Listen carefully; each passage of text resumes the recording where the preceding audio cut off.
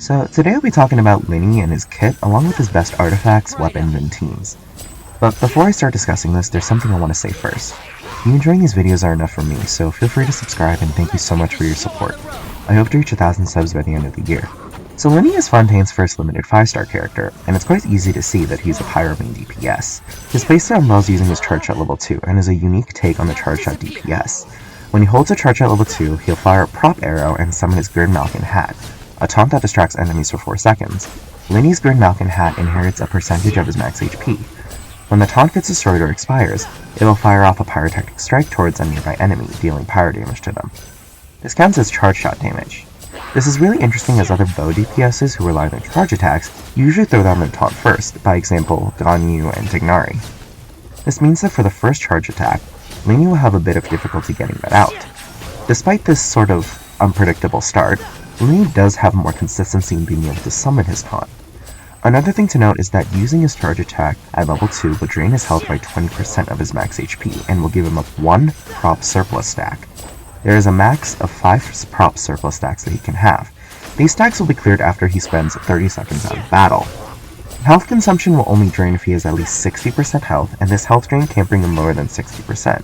The charge level 2 will also deal Pneuma aligned damage every 6 seconds in the form of a Spirit Breath Thorn. His elemental skill is a hit of AoE pyro damage that can regenerate some of his health. For every prop surplus stack that he has gained from his charge level 2, he can gain back 20% of his max HP upon skill activation. The stacks will also give his skill more damage for every one consumed.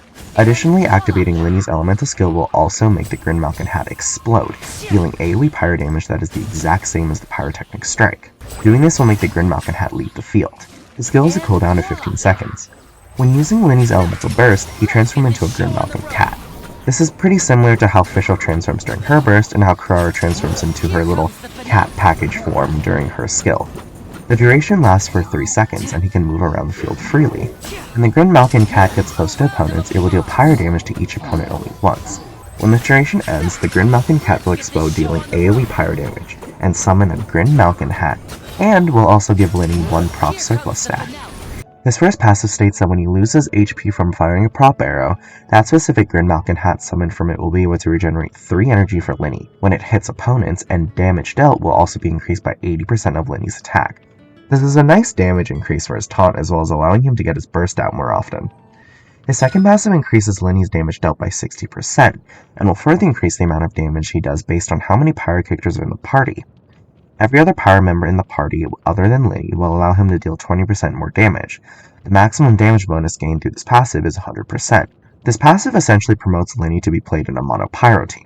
This also works with his first passive, as since you would have multiple pyro characters supplying energy to him, meaning you wouldn't have to really build as much ER on him, and you can focus on more attack and crit stats. Moving on to his Constellations, Lyney's C1 allows for him to have 2 Grid Malkin hats on field at once, and when he fires a prop arrow, it will summon 2 Grid Malkin hats and will give him another prop surplus stack. This effect can only happen once every 15 seconds. This Constellation is better for taunt consistency in multi-target scenarios, and provides an easier time generating stacks for increased damage.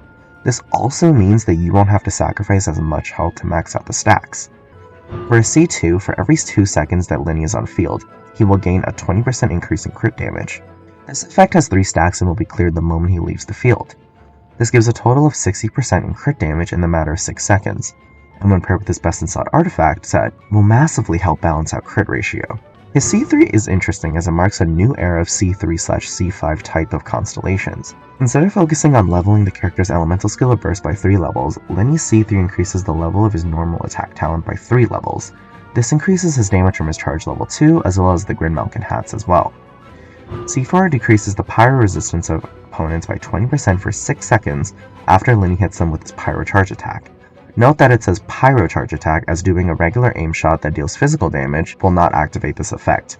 Not only is this an avenue for Lyney to deal more damage, but this also helps out with his other pyro-aligned teammates, so they can also deal more damage as well. This is a nice overall team damage bonus, so the sub DPS of the team can also help out as well. I'm looking at you, Xiangling. His C5 increases the level of his elemental burst by 3 levels, which is also another nice damage buff. And for his last Constellation, when Lyney fires off a prop arrow, a pyrotechnic strike reprised will fire as well and will deal 80% of the original pyrotechnic strike. This extra bit of damage will count as charge attack damage. When looking at his constellations, it's quite easy to see that all of his constellations are just pretty much different avenues of dealing more damage, and not much else. And since his playstyle prioritizes dealing a lot of pyro damage with little to no reactions, mainly more of no reactions, it's understandable to buff his damage as much as possible, to put him on par with other pyro DPS units as well as other main DPS units in general. For his artifacts, his best in slot set is going to be the Marchase Hunter. This is one of the 2 new artifact sets that has been released in this update. The set increases normal and charge attack damage by 15% with its 2-piece effect, and with a 4-piece, it can increase the wielder's crit rate by 12% for 5 seconds whenever their HP changes. This crit rate bonus has a max of 3 stacks, and it works perfectly with his charge level 2 since Lyney's HP can only drain to 60%, and each health drain is 20% of his max HP. This means that he can proc this effect exactly 3 times, given that he doesn't take damage from other sources. An alternative best set is 4-piece Lava Walker. While the 2-piece effect isn't really serviceable as it increases pyro resistance by 40%, its 4-piece effect increases damage dealt to opponents by 35% when they are affected by pyro. This ends up working out perfectly as Lyney can keep his pyro application up as well as his teammates. This means that this damage bonus is almost a perfect consistency. This is obviously because of some cases like elemental slimes and abyss mages with shields and other enemies with shields who can't have that element applied to them at certain points in time. As for builds that aren't the best but are still serviceable, there's the 4-piece Wanderer's Troop. The 2-piece effect of Wanderer's Troop is pretty much useless as Lyney doesn't scale off of EM, and his playstyle with the majority of pyro characters means that damage buffing reactions aren't going to happen. But the 4-piece effect can increase his charge attack damage by 35% since he's a bow user. And as for 2-piece builds, the 2-piece of Crimson Witch, along with any of the 2-piece 18% attack sets, are completely viable. As for the main stats on the artifacts, you're going to want to look for attack percent on the timepiece, pyro damage bonus on the cup, and either crit rate or crit damage on the headpiece, whichever one you need more. For artifact substats, look for crit rate and crit damage, then attack percent, and some energy recharge. Energy recharge is a low priority, as most of his teams are obviously going to be mono pyro, so his teammates can fuel him properly with energy. As for weapons, Lyney's signature weapon, the First Great Magic, is a crit damage stat stick. His passive gives extra attack and stacks for every party member with the same elemental type as Lyney. And for every party member with a different type, it will give Lyney the same stacks, but in movement speed instead. Since Lyney's best teams are going to be mono pyro, this attack buff can be kept up consistently. Lyney has a lot of options when it comes to 5-star bows. Standard banner weapons like Amos Bow and Skyward Harp are great options, as the former is a massive attack stat stick and can increase charge attack damage, while the latter gives some crit rate and crit damage to balance out your ratio. As for other limited weapons, Yelan's Aqua Simulacra gives a huge amount of crit damage, and its passive increases HP and the damage to the wielder. Hunter's Path is another alternative as it gives the most crit rate out of all the bows, as well as some elemental damage ones from its passive. It does also increase charge attack damage based on the amount of EM, but that isn't a stat that Lyney focuses on, so that means that he can't really benefit from that. However, if he does get some EM substats from artifacts, then I guess it won't go to waste. As for 4-star weapons, his options are actually pretty good. His free-to-play best in slot would be Protect Crescent, as it gives a massive boost in attack as well as some movement speed increase when charge attacks hit weak points. Hamayumi is Inazuma's affordable 4-star bow, and its passive can increase charge attack damage. The new Fontaine affordable weapon, Song of Stillness, would allow for more damage to be dealt by Lyney when he is healed. This can be activated pretty consistently from supports or from his own skill healing. Song of Stillness, Prototype Crescent, and Hamayumi can all be forged, so obtaining refinements of these weapons becomes a lot easier, and if you want to spend some Star Glitter, Black F4 Bow is a weapon that you can buy from Paimon's Bargains and does give some crit damage as well. Its passive only does really work in multi-target situations, as you need to defeat an opponent to gain attack, so in single-target situations, this passive would just drop in DPS immediately. And if you want to spend a bit of money, the new Battle Pass bow, Scion of the Blazing Sun, gives crit rate while also increasing the damage dealt to opponents when being hit by Lyney's charge attacks. For teams, Lyney is really simple. You just pretty much either want to run him in a mono pyro team, that is either 3 pyro units with a flex unit, or with all party members being pyro. Bennett is going to be the best healer and offensive support for him, providing his massive attack buff and quick healing. Additionally, Ben is able to heal to at least 70%, which means that Lyney will have the HP to sacrifice for his charge level 2 shot to get his prop surplus stacks. Also, Bennett's C6 can give an additional 15% pyro damage bonus when Lyney is standing in his inspiration field. Xiangling is another no-brainer choice for him, as she is pretty much the optimal sub-DPS. We all know that her pyro damage deals an insane amount of damage, and while she does have a bit of a hard time getting her burst out because of energy generation, she'll have an even easier time since it'll be a mono pyro team. And for C6, all party members get a 15% pyro damage bonus for the entirety of Pyro Nano's duration after activation. This combined with Bennett would give Lyney a free 30% pyro damage bonus as long as you have both of them at C6. An alternative option for a sub DPS or support could also be Dea. The Golden Troop set that has also now been released alongside March House A Hunter is a set that focuses on increasing elemental skill damage, and even more when the wielder's off-field. And since Dea can be played off-field in this way, her skill damage actually becomes stronger. There may be a timing issue with her skill not having consistency uptime, but that can pretty much be resolved with a good refinement of Sacrificial Greatsword. Another option for her is turning Dea into more of a support where she's equipped with a 4-piece of Tenacity of the Millilith and buffing Lyney's attack further.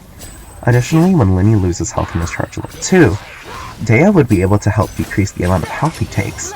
All things considered, the main reason why Dea would be a great pairing for him is that she offers resistance to interruption.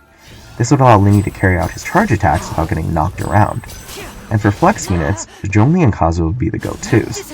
Kazuo can give a generous amount of power damage bonus to everyone while also grouping up enemies, while Zhongli can obviously offer his impenetrable shield, as long as some resistance shredding too. Another thing to note is that if Zhongli is on Tenacity and you have Dea on the team as well, it would be wise to place her in a different set and vice versa. This is because Tenacity sets can't stack. Alternatively, Zhongli could also equip a full Arcade Petra set for this, since Pyro Crystallized Shards would be really easy to generate and pick up. Alternatively, you can also turn the Mono Pyro team into a Burning team by adding a Dendro unit in there. This would maintain Pyro application and would also deal consistent damage, kind of like Corrosion. Nahida would be the best option for this for consistent Dendro application, while Baizhu and Yaoyao are alternative defensive options for healing. For alternative teammate options, Amber's Elegy of the End build is probably the most premium option, especially if Amber has access to her C6. Then again, I've only ever seen other content creators who literally make videos where they wish on Standard Banner non-stop actually have her at C6. Lyney could also be an interesting support option, where she has multiple instances of her elemental skill that can deal damage, so that means you can actually place her in Tenacity of the Millilith, and she can be paired with TTDS as well. Ultimately, you won't be able to use her kit for damage, but it could be still appreciated nonetheless. And this support could actually be increased by having Cleese C2, if you do have that, as it shreds opponent's defense. The C2 is only really possible if you spend a lot of primos on her, so it's not really viable for your wallet and breaking the bank. And the only other option that is actually free to play that would actually somewhat work would be Yanfei on her C4 Shield Fei or Tank Fei build, in a full Mono Pyro team with no flex units. Her shield is actually quite strong and would give a lot of appreciated defensive utility. As for outside of Mono Pyro, there are a few options where he can work. In Melt, Diona offers cryo application, shielding, and healing, and if you do have her at C6, Lyney can receive some EM for stronger melts. Layla is also another option for shielding while also giving the tenacity buff for stronger shields and attack. And Rosaria is a strong sub-DPS option, allowing for her and Lyney to land some strong melt damage numbers. For Vaporize, there isn't anyone who would really be able to synergize well with his charge attacks, and as for Burgeon, his pyro application is a little too slow in order to proc it with his charge attacks. So yeah, this was Lyney's guide. He feels like a super fun DPS to play, and it's nice to see another unit unite another element together other than Geo. And with that, you already know what button to press if you want to see more on a regular basis, and if you have something to say, I can only hope that it's nice. Thank you, bye!